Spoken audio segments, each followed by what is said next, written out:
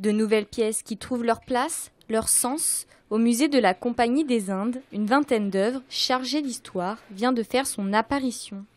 À travers ces objets, c'est toute l'histoire des Compagnies des Indes, de son port de commerce, l'Orient,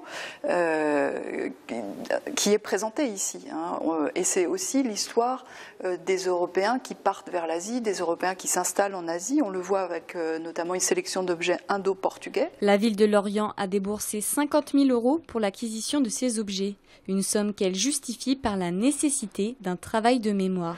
C'est à la fois un émerveillement pour les yeux et puis c'est aussi bien entendu d'un point de vue scientifique à chaque fois un nouveau pas vers une meilleure connaissance de cette aventure de la mondialisation.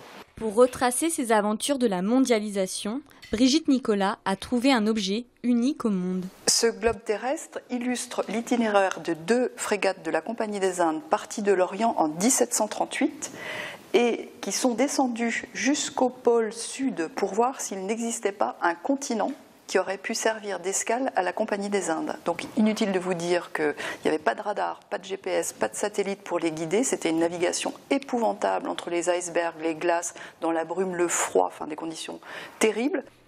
Une exposition à découvrir jusqu'au 15 décembre.